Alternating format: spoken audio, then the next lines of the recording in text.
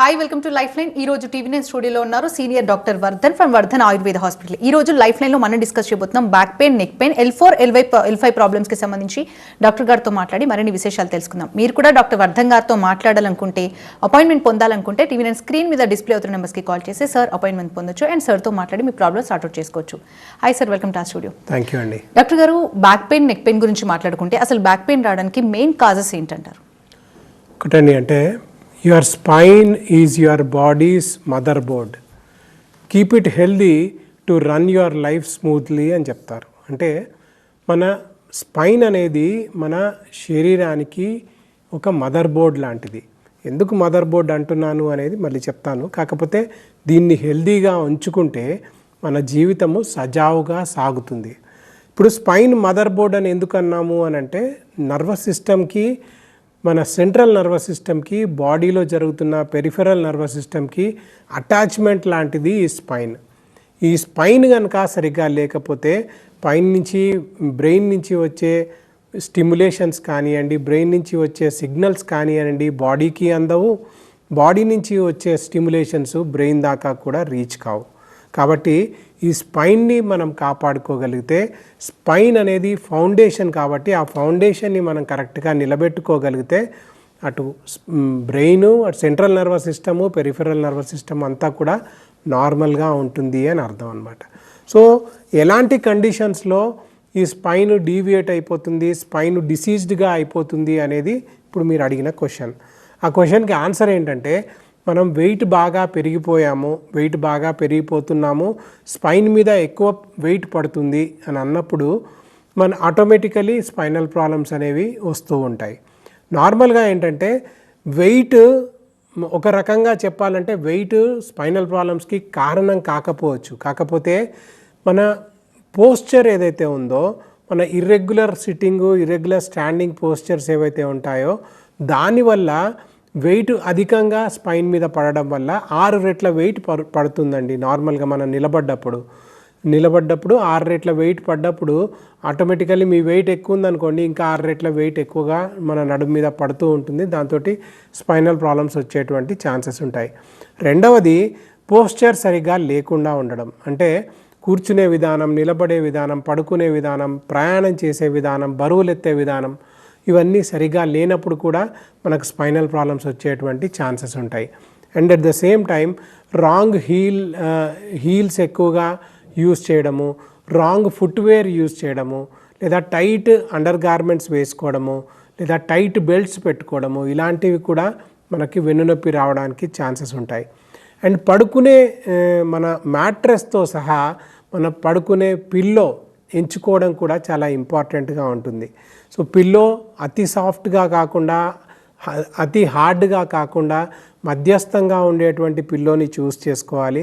Mattress కూడా cotton mattress అయితే మరీ మంచిది, లేదా ఈ స్ప్రింగ్ మ్యాట్రస్లు ఇలాంటి మ్యాట్రస్ జోలికి వెళ్ళకుండా కంఫర్టబుల్గా ఉండే మీడియం ఫర్మ్గా ఉన్న మ్యాట్రస్కి వెళ్ళినప్పుడు చాలా బాగుంటుంది. నార్మల్గా చాలామంది ఈ క్వశ్చన్ అడుగుతూ ఉంటారు. కాకపోతే అందరికీ నేను చెప్పే స్పైనల్ ప్రాబ్లమ్స్తో బాధపడే వాళ్ళకి చెప్పే పాయింట్ ఏంటంటే, coir mattress is the best mattress అని చెప్తూ ఉంటాను. సో ఇవే కాకుండా ఇంటర్నల్ డిసీజెస్ వల్ల కూడా కొన్నిసార్లు మనకి స్పైనల్ ప్రాబ్లమ్స్ వస్తూ ఉంటాయి. కిడ్నీలో స్టోన్లు ఉన్నా, ప్యాంక్రియాస్లో స్టోన్లు ఉన్న, ప్యాంక్రియాటైటిస్ లాంటి కండిషన్ ఉన్నా, గాల్ బ్లాడర్లో స్టోన్లు ఉన్నా, లేదా ఇంటర్నల్గా ఫైబ్రాయిడ్స్ ఉన్నా, ఇలాంటి కండిషన్స్లో కూడా యూరిన్ ట్రాక్ట్ ఇన్ఫెక్షన్స్ ఉన్నా, ఇలాంటి కండిషన్స్లో కూడా బ్యాక్ పెయిన్ అనేది రేడియేటింగ్ పెయిన్ లాగా కూడా వచ్చేటువంటి ఛాన్సెస్ ఉన్నాయి. కాబట్టి డయాగ్నోసిస్ అనేది చాలా ఇంపార్టెంట్. కారణాన్ని కనుక్కోగలిగితే దాన్ని తీసివేయడమే సగం చికిత్స జరిగిపోయినట్టు అని చెప్తూ ఉంటారు. ఆయుర్వేదంలో చిన్న కొటేషన్ ఉంటుంది, నిదాన పరివర్జనమేవా అర్ధ చికిత్సితం అని. అంటే కారణాన్ని కనుక్కోగలిగితే సగం చికిత్స జరిగిపోయినట్లే అని అర్థం. డాక్టర్ గారు, జనరల్గా బ్యాక్ పెయిన్లో ఎన్ని రకాలు ఉంటాయండి? ఒకటండి, అంటే మనం కామన్గా తీసుకునేది బ్యాక్ పెయిన్ అంటే మెడ నుంచి మొదలుకొని మనకి తోక దాకా మన స్పైన్ మొత్తాన్ని మనం బ్యాక్ అని కన్సిడర్ చేస్తూ ఉంటాం. సో ఈ బ్యాక్ పెయిన్లో రకాల గురించి మాట్లాడినప్పుడు సింపుల్ బ్యాక్ పెయిన్ అని ఉంటుంది. అంటే చాలా తక్కువ మోతాదులో వచ్చి దానంతలో అదే తగ్గిపోయేటువంటి బ్యాక్ పెయిన్ ఉంటుంది. క్రానిక్ బ్యాక్ పెయిన్ అని ఉంటుంది, అంటే చాలా దీర్ఘకాలం మనల్ని బాధ పెట్టేటువంటి బ్యాక్ పెయిన్ ఉంటుంది. కాంప్లెక్స్ బ్యాక్ పెయిన్ అని ఉంటుంది, అంటే మనల్ని దేనివల్ల వస్తుందో కూడా అర్థం కాని పరిస్థితికి కూడా తీసుకెళ్లేటువంటి బ్యాక్ పెయిన్ అనమాట. క్రిప్లింగ్ బ్యాక్ పెయిన్ అని ఉంటుంది, అంటే మనల్ని మంచానికి కట్టిపడేసేటువంటి బ్యాక్ పెయిన్ ఒక రకంగా ఉంటుంది. ఇది ఒక రకమైన క్లాసిఫికేషన్. రెండవది బ్యాక్ పెయిన్ తీవ్రతను బట్టి కూడా మనకి క్లాసిఫికేషన్స్ ఉంటాయి. ఒక నెల నుంచి మనల్ని బ్యాక్ పెయిన్ బాధపడితే అక్యూట్ బ్యాక్ పెయిన్ అని, నెల నుంచి 3 నెలల దాకా మనల్ని బాధ పెడుతూ ఉంటే దాన్ని సబ్ అక్యూట్ బ్యాక్ పెయిన్ అని, క్రానిక్ బ్యాక్ పెయిన్ అంటే 6 నెలల పైగా మనల్ని బాధ పెడుతూ ఉంటే క్రానిక్ బ్యాక్ పెయిన్ అని, క్రానిక్ బ్యాక్ పెయిన్ సిండ్రోమ్ అంటే 6 నెలలు దాటి సంవత్సరాల పర్యంతం మనల్ని బ్యాక్ పెయిన్ బాధిస్తూ ఉంటే క్రానిక్ బ్యాక్ పెయిన్ సిండ్రోమ్ అని కూడా అంటూ ఉంటాం. దీంట్లో ఏంటంటే లోకలైజ్డ్ పెయినే ఉంటుంది ఫస్ట్, తర్వాత మన మోకాల దాకా రేడియేటింగ్ పెయిన్ ఉంటుంది, తర్వాత కాలంతా పాకే సయాటికాకి దారితీస్తుంది, తర్వాత నడవలేని పరిస్థితి ఉంటుంది, దగ్గినా తుమ్మినా నవ్వినా బరువులెత్తిన ఎలక్ట్రిక్ షాకులు కొట్టినట్టుగా కూడా మనకి లక్షణాలు కనబడుతూ ఉంటాయి. యూరిన్ మీద మోషన్ మీద కూడా ఎఫెక్ట్ పడుతూ ఉంటుంది. అలా సివియారిటీ పెరుగుతూ పోతూ ఉంటుంది. పెరుగుతూ పోయినప్పుడు ప్రాబ్లమ్స్ అనేవి ఎక్కువ అవుతూ ఉంటాయి. పేషెంట్ వెంటనే సర్జికల్ ఆస్పెక్ట్కి వెళ్దామని ప్రయత్నం చేస్తాడు, ఎందుకంటే ఆ నొప్పిని భరించలేక. డాక్టర్ గారు, బ్యాక్ పెయిన్ లక్షణాలు ఏ విధంగా ఉంటాయి? ఏ స్టేజ్లో ఉన్నప్పుడు డాక్టర్ని కన్సల్ట్ అవ్వాలి? లైక్ కొంతమంది చెప్తుంటారు, మేము పనులు కూడా చేసుకోలేకపోతున్నాం, చాలా ఇబ్బంది పడుతున్నాం, ఏదైనా వస్తువు కింద పడితే తీసుకోలేకపోతున్నాం.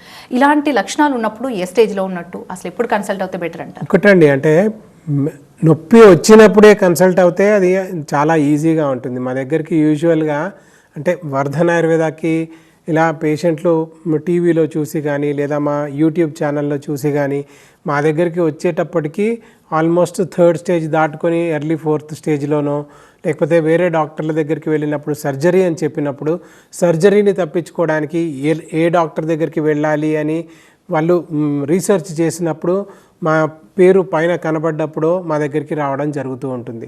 యూజువల్గా ఏంటంటే ఎర్లీ స్టేజ్ ఆఫ్ ద డిసీజ్లో వస్తే simple diet, simple posture correction తోటే నార్మల్ అయిపోయే ఛాన్సెస్ ఉంటాయి. నార్మల్గా ఇప్పుడు ఫర్ ఎగ్జాంపుల్ చెప్తాను, పిక్కలలో పట్టేసేటువంటి నొప్పి కలుగుతూ ఉంటుంది, పిండికోద్వేష్టనం అంటాం, అంటే లెగ్ మజిల్ క్రాంపింగ్ అంటాం. అది కూడా సయాటికాలో ఫస్ట్ స్టేజ్లో ఒక లక్షణంగా ఉంటుంది. మనం ఏం చేస్తాము, పిక్కలు పట్టేస్తున్నాయి అని చెప్పి ఆ ఒక్క నిమిషంకి ఆగిపోతాము, దాని తర్వాత మన పనులు మనం చేస్తూ వెళ్ళిపోతూ ఉంటాం. దాన్ని కూలంకషంగా అది దేనివల్ల వస్తుంది అని ఫైండ్ అవుట్ చేయడానికి మన దగ్గర టైం ఉండదు, వెసులుబాటు ఉండదు, తీరిక ఉండదు, ఓపిక కూడా ఉండదు. అది పెయిన్ కిల్లర్ వేసుకొనో లేకుంటే దాన్ని ఏదో మేనేజ్ చేసేసి వెళ్ళిపోతూ ఉంటాం. అదే స్టేజ్లో కనుక మీరు వస్తే లేదా పేషెంట్ వస్తే సింపుల్ కూర్చునే విధానం, నిలబడే విధానం, పడుకునే విధానం మార్చుకున్నట్లయితే ఆటోమేటికలీ ఆ నెక్స్ట్ స్టేజ్ ఆఫ్ ద డిసీజ్లోకి వెళ్ళదు. యూజువల్గా 2nd స్టేజ్ ఆఫ్ ద డిసీజ్లో ఎక్కువ మంది వస్తూ ఉంటారు. ఒక 100 మందిని నేను చూస్తే దాంట్లో 80 మెంబర్స్ దాకా, 80 to 85 మెంబర్స్ దాకా 2nd స్టేజ్లో మా దగ్గరికి వస్తూ ఉంటారు. ఆ స్టేజ్లో ఏంటంటే మందులతో పాటుగా మసాజ్డ్ బేస్ థెరపీస్ ఉంటాయి. మేము చేసే స్పెషాలిటీ ట్రీట్మెంట్ ఉంటుంది, మేరు చికిత్స అని, ancient Ayurveda spine and neurotherapy అంటాం దీన్ని. ఇది మా ట్రేడ్ మార్క్ రిజిస్టర్డ్ అయిన ట్రీట్మెంట్. ఈ ట్రీట్మెంట్తో ఇప్పటికీ 10 లక్షల మందికి, అంటే 1 మిలియన్ బ్యాక్ పెయిన్ పేషెంట్స్కి ట్రీట్మెంట్ ఇచ్చాము. 4 లక్షలకు పైగా స్పైనల్ సర్జరీస్ కూడా అవాయిడ్ చేయగలిగాం. సో ఆ స్టేజ్లలో ఎంత ఎర్లీగా వచ్చి ఎంత ఎర్లీగా డయాగ్నోసిస్ చేయించుకుంటే అంత తొందరగా రిలీఫ్ పూర్తి స్థాయిలో వస్తుంది. అదే 3rd స్టేజ్లో వచ్చారనుకోండి, మనం సర్జరీని అవాయిడ్ చేయొచ్చు, బట్ లాంగ్ టర్మ్ కొంచెం టైం ఎక్కువ పట్టొచ్చు తగ్గడానికి, అండ్ తర్వాత మెయింటెనెన్స్ కూడా కరెక్ట్గా చేయాల్సినటువంటి అవసరం ఉంటుంది. ఏదేమైనా ఇక్కడ చెప్పాల్సిన పాయింట్ ఏంటంటే స్పైనల్ సర్జరీస్ అని ఎవరైనా డాక్టర్లు చెప్పినట్లయితే దాన్ని అవాయిడ్ చేయడానికి వర్ధన్ ఆయుర్వేదాకి విజిట్ చేయొచ్చు.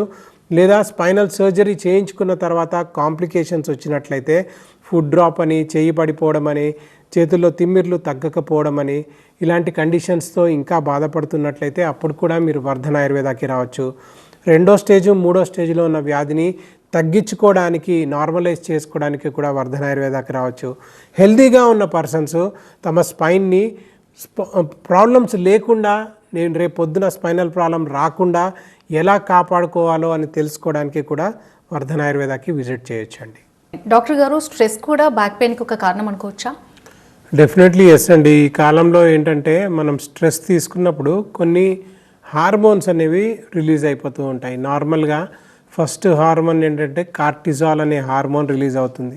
ఇది ఏం చేస్తుంది అని అంటే ఫైట్ ఆర్ ఫ్లైట్ మోడ్లోకి మనల్ని ప్రవేశపెడుతుంది. అంటే మన మజిల్స్ అన్నీ పడిపోతాయి, బ్లడ్ సర్క్యులేషన్ పెరిగిపోతుంది, అండ్ కండరాలు కాంట్రాక్షన్ అండ్ రిలాక్సేషన్ అయ్యే బదులు కాంట్రాక్టెడ్ ఫేజ్లోకి వెళ్ళిపోతాయి.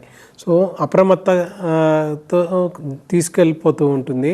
సో ఆ స్టేజ్లో ఏంటంటే కంటిన్యూస్ స్ట్రెస్ ఉందనుకోండి, కాంట్రాక్షన్ అండ్ రిలాక్సేషన్ చేసే బదులు ఆ కాంట్రాక్టెడ్ ఫేజులనే మన మజిల్ ఉండిపోవడం వల్ల ఆ బ్యాక్ పెయిన్ అనేది మనకు కనబడుతూ ఉంటుంది.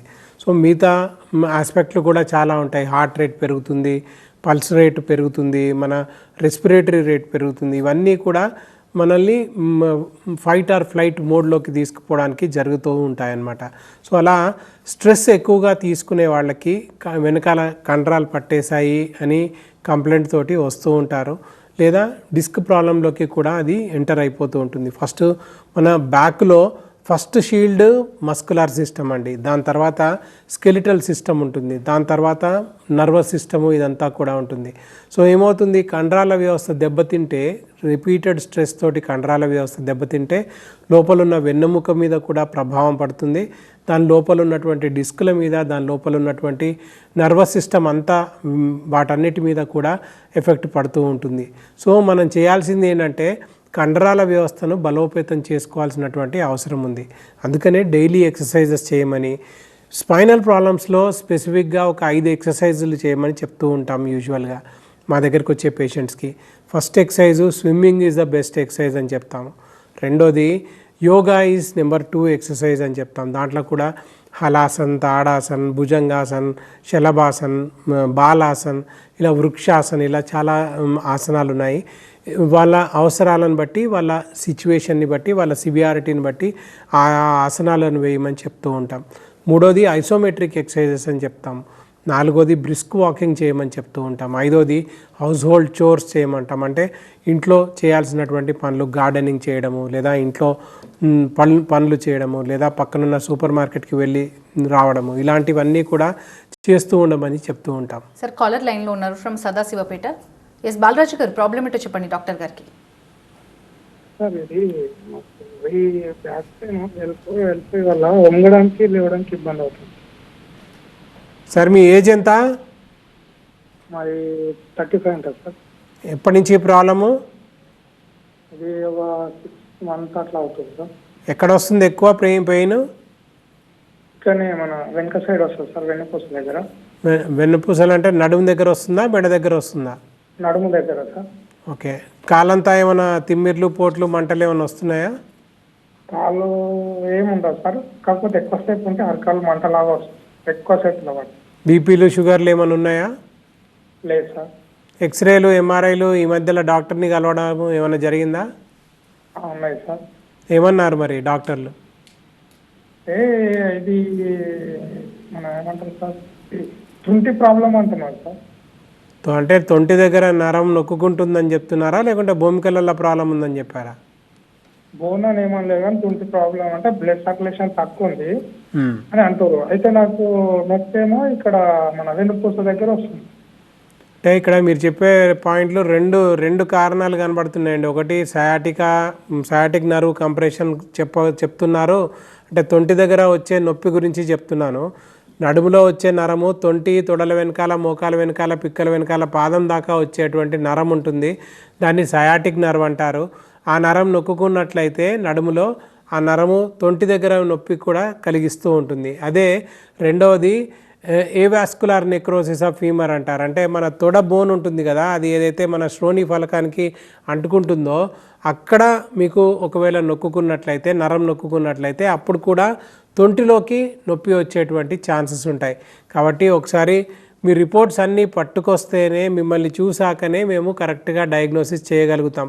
ఇప్పుడు టెంటేటివ్గా మీకు డయాగ్నోసిస్ చెప్పాను, కానీ పర్ఫెక్ట్ డయాగ్నోసిస్ కావాలి, కరెక్ట్ ట్రీట్మెంట్ కావాలి అని అంటే మీరు ఒకసారి స్క్రోల్ అవుతున్న నెంబర్కి కాల్ చేయండి. 04049 1719 నెంబర్కి కాల్ చేయండి, అపాయింట్మెంట్ తీసుకొని రండి. డెఫినెట్గా మిమ్మల్ని చూసి మీ వ్యాధి తీవ్రతను బట్టి మీ సహాయం చేయడానికి ప్రయత్నం చేస్తాం సార్. డాక్టర్ గారు, బ్యాక్ పెయిన్ ఎక్కువ అవుతే సెక్షువల్ ప్రాబ్లమ్స్ వస్తాయి అంటున్నారు, ఇందులో నిజం ఏంటంటారు? డెఫినెట్గా ఎస్ అండి. అంటే యాక్చువల్గా మనకి సయాటిక్ నర్వ్ ఏదైతే ఉందో, ఇంతకుముందు చెప్పినట్టు తొంటి నుంచి కాలంతా పాకే సయాటిక్ నర్వ్ గజ్జర ప్రాంతంలో నుంచి అంగానికి అండకోశానికి కూడా వెళ్ళేటువంటి నరంగా మారుతూ ఉంటుందన్నమాట. ఈ సయాటిక్ నర్వ్ బ్రాంచే ప్యూడెండల్ నర్వ్ అంటాం. ఆ ప్యూడెండల్ నర్వ్ కనుక బ్లాక్ అయితే అటు రక్త ప్రసరణ మొత్తం ఆగిపోతూ ఉంటుంది. రక్త ప్రసరణ ఆగిపోయినప్పుడు అంగస్తంభన సమస్యలు వస్తాయి, శీఘ్రస్ఖలన సమస్యలు వస్తాయి. మేల్స్లో అయితే, ఫీమేల్స్లో అయితే హార్మోనల్ ఇంబ్యాలెన్సెస్ వచ్చేసి మెన్స్ట్రువల్ సైకిల్ ఇర్రెగ్యులారిటీస్ ఇవన్నీ కూడా కలుగుతూ ఉంటాయి. పెయిన్ఫుల్ సెక్షువల్ ఇంటర్కోర్స్ అంటే కలిసినప్పుడు నొప్పి కలగడము, దీన్నే డిస్పరోనియా అని ఒక సిమ్టమ్ చెప్తారు. అలాంటి కండిషన్స్ కూడా కలుగుతాయి, లేదా ఫ్రిజిడిటీ లాంటి కండిషన్స్కి కూడా దారితీస్తాయి.